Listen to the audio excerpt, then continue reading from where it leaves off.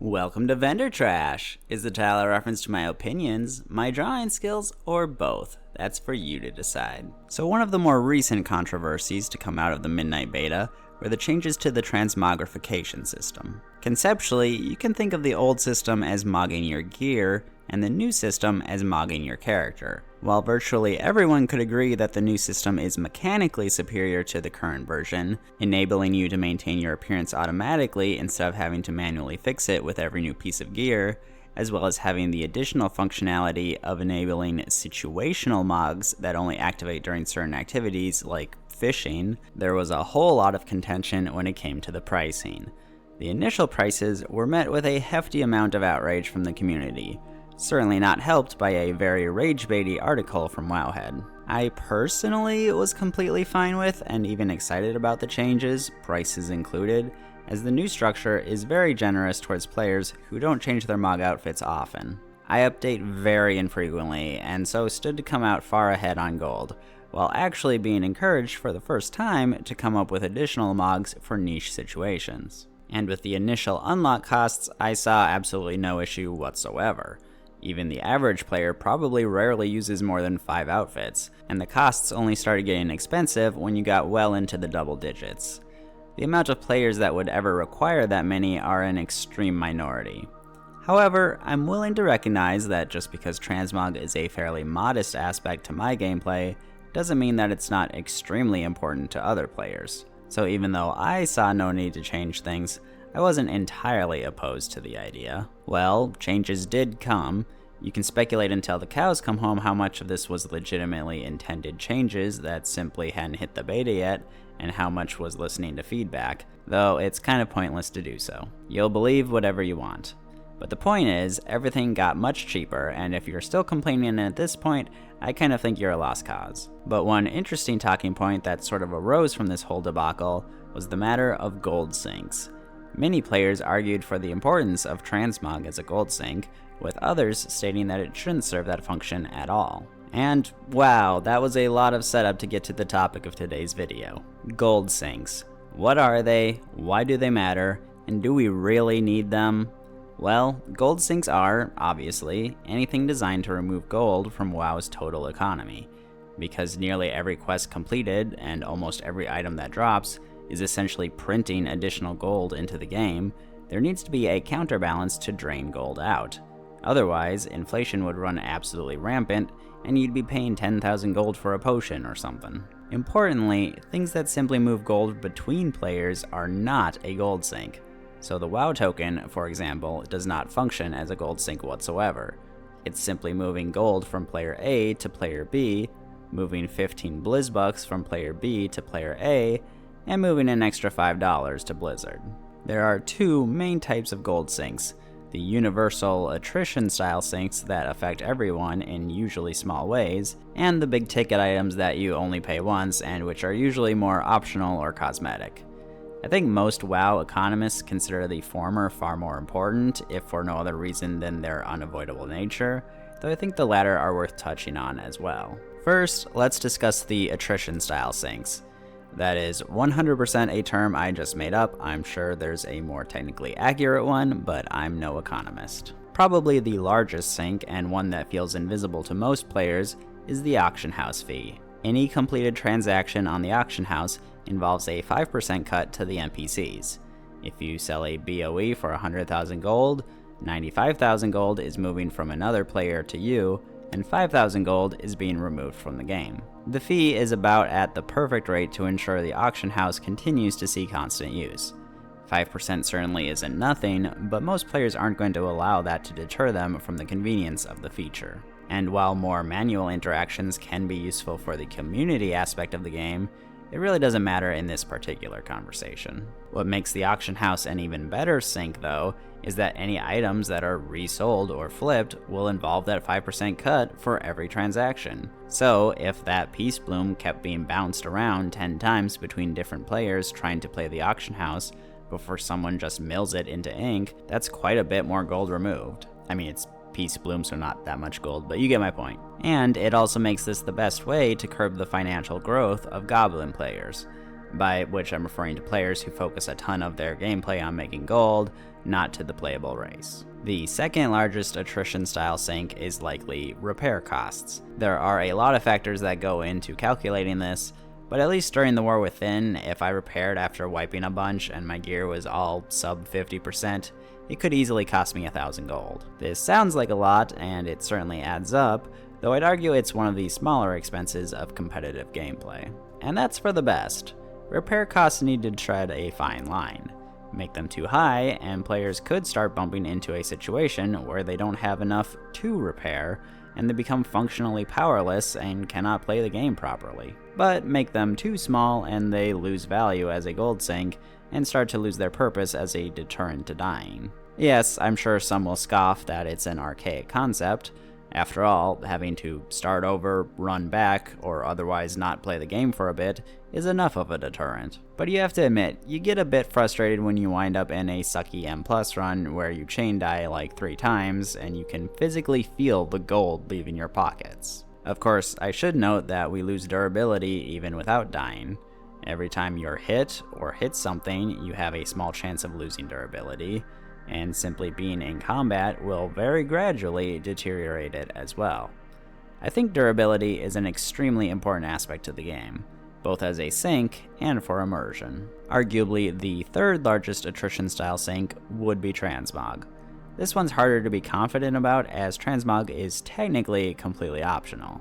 Yes, most players will want to look nice on any character they play even semi-regularly, but historically, I've often forgone transmogging at all until I feel a character is mostly equipped with gear that isn't likely to be replaced anytime soon. So, no mog while leveling. I think fully mogging your character in the War Within will run you like 2,000 gold or something.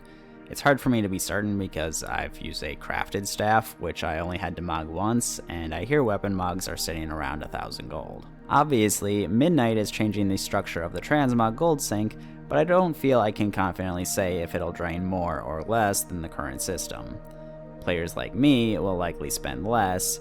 Players who frequently modify or create new outfits will likely spend more. I personally think that's fine. Transmog is a commodity, a vanity. It's okay for it to get a bit expensive if you engage in it heavily, though for the sake of players who do enjoy it, hopefully not too expensive. There are many smaller attrition gold sinks present as well, using Flight Masters for example, though they're honestly ridiculously cheap, something I'm kind of grateful for, especially in the War Within, as Kazalgar is not well set up for you to aim your character and walk away for a minute as you coast towards your destination. There's also the fee that gets taken out of work orders completed with the new profession system.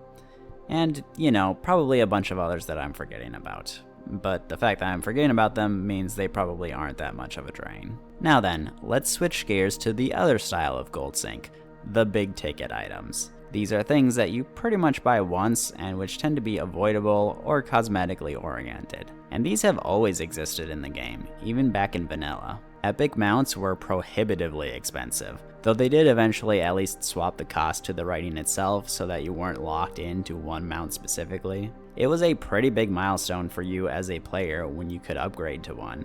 And, at least in vanilla's climate, I think they were a very well chosen sink. Riding faster didn't technically gatekeep you from anything, but dang, if the difference between 160% and 200% movement speed didn't mean the world to you. The Burning Crusade stuck with this as the main big sink, although 160% flying was relatively cheap, about the same cost as epic ground riding, which was now more affordable thanks to inflation. Epic flying, on the other hand, was like 5,000 gold, about 5 times as expensive. During the expansion's lifespan, I only managed to get epic flying on 2 characters, my main at the time, Zugalu, and my pet alt, the mage that would eventually become my main. It felt absolutely incredible unlocking it on each of those characters.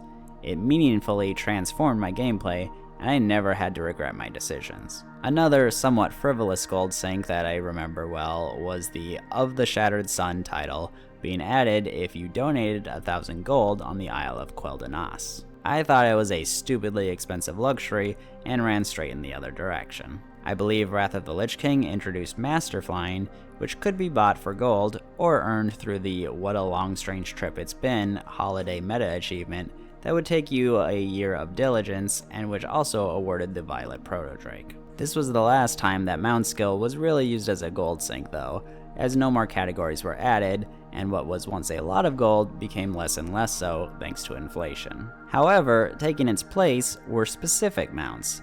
The first of these was the Traveler's Tundra Mammoth, the first vendor mount.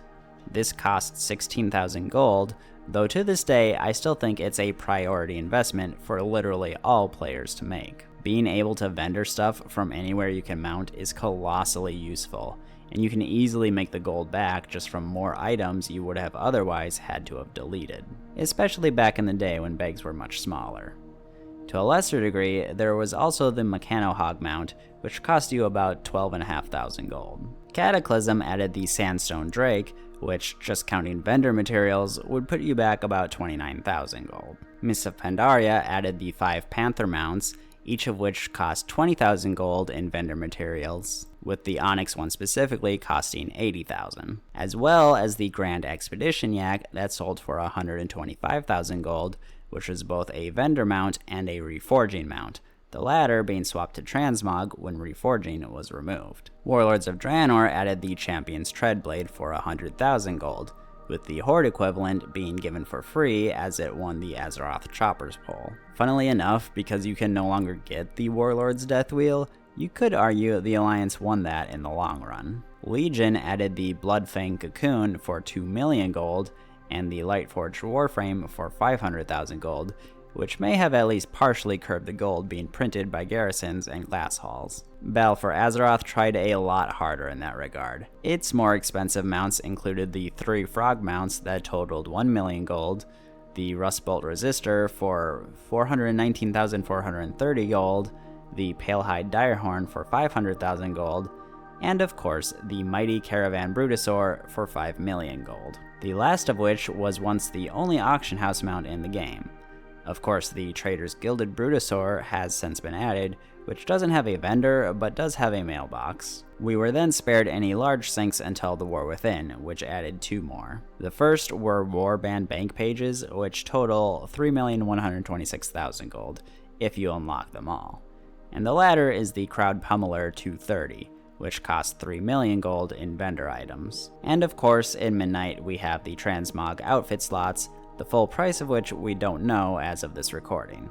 And maybe there are other potential sinks being added, but I haven't really looked at it yet. There have been many other big ticket sinks of course, but these felt like the major ones to me. A particularly interesting gold sink platform introduced way back in Mists of Pandaria is the Black Market Auction House, which has NPCs listing rare and sometimes otherwise removed items, with players being able to bid on them. Whoever has the highest bid at the end wins the item. Each bid ensures the item will remain listed for 5 more minutes, and there is a minimum % higher each bid must be, to ensure you don't have 2 people outbidding each other by 1 gold ad infinitum. Because NPCs are the ones posting the listings, the gold isn't actually going anywhere. Over time, as players have gotten richer, there's been an increased tendency to simply check the listings when they first go up, and if the item is rare enough, to simply gold cap it. This is done by bidding the current gold cap of 10 million gold. Well, actually just below it because of the mandatory % increase with every bid. This may seem wasteful to the player, and it very well could be, but it ensures you don't have to worry about losing the item to the competition. So obviously, on occasion, this can be quite the gold sink, though the items that actually reach those heights are obviously not being listed every day. Although what does get listed almost every day is the unclaimed black market container, which can randomly contain any item otherwise listed on the black market auction house. This is almost always a horrible investment that's going to give you some random raid item from Mists of Pandaria that you can farm out anyway, but because it's a form of gambling, some players are obviously going to bite. And it's not at all rare for me to see these listed for several 100,000 gold, which seems absolutely insane to me, but hey, it makes them count as big ticket gold sinks, but these technically don't ever really run out, because you might never get anything useful out of them. But in the grand scheme of things, I feel the black market auction house doesn't drain that much gold. Though, just looking at my own history with the black market, I've sunk approximately 12 million gold into 5 mounts. Though the last such purchase was back in Legion because they haven't actually added any to it since then that I've needed. And I think that's about all of the gold sinks worth talking about today. My apologies if this video didn't really have a thesis and was mostly just train of thought rambling. I just felt like talking about the concept. I guess there's still the matter of if gold sinks are actually necessary, and to that I say yes, 100%, as long as you want to continue having gold as a thing that exists in the game. Personally, I very much do. Like, it's an RPG. I want to have a main currency that I can use for stuff.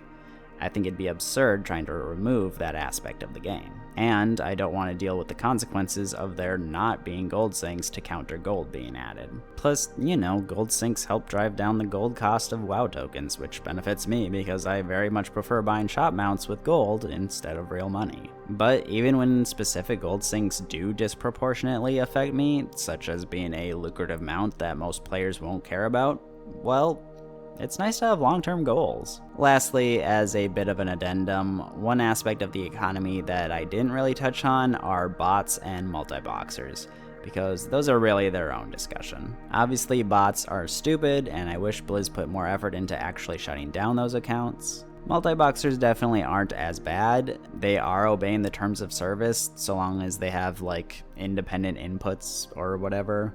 But I still think that's a pretty lame thing to do. Like, it fundamentally puts you at a huge advantage in many ways over players playing the obviously intended way, not the least of which is gold making. So yeah, I guess whatever if you do it, but I'm never going to endorse it.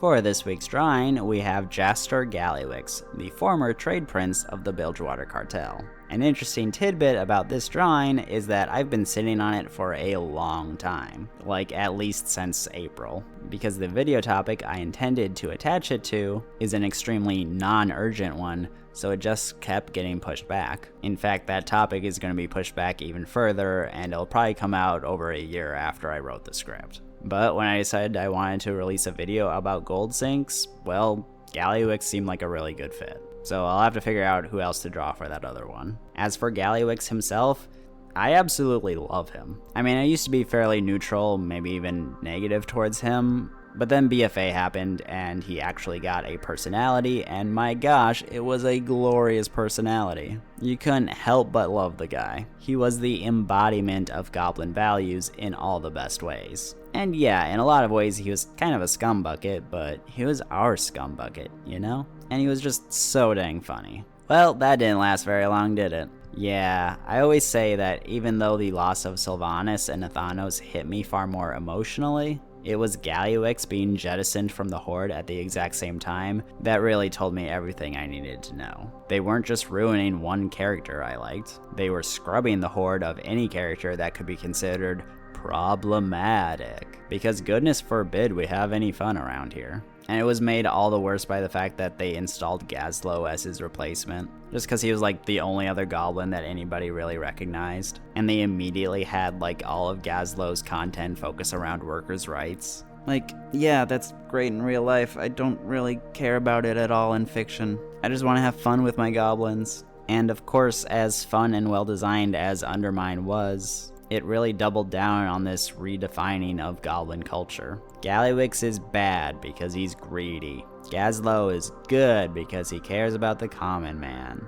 Yawn. Heck, we can even look beyond Gallywix himself. In the Undermine intro cinematic, we were introduced to Nikki the Fixer, one of the head honchos of the venture company, and who I immediately had an affinity for because she was this silly little giggle monkey who didn't really seem to mind Gallywix's tactics. And of course, tragically, we just kill Nikki during the Undermine questing, with the venture company representative we interact with being Grimla Fizzlecrank, the very same venture company goblin who in Dragonflight decided, nah, this place is too pretty, we're not going to exploit this one. I'm sorry for the prolonged rant, it's just a bit too sanitary for my liking. Anyway, I clearly set Gallywix inside of the Galagio, and I really wish that the whole liberation of Undermine raid had taken place within the Galagio instead of just the last 3 bosses, but oh well, you don't always get what you want. Anyway, I was extremely satisfied with how this drawing came out. I don't know, the tacky carpet, the spotlights on Gallywix's statue, everything just seemed to come together on this one. Anyway, the next 3 weeks are going to be a trilogy of videos that I have been very excited to put out, so look forward to that. But that is everything for this video, so thank you for watching, and I will catch you next week. Bye-bye.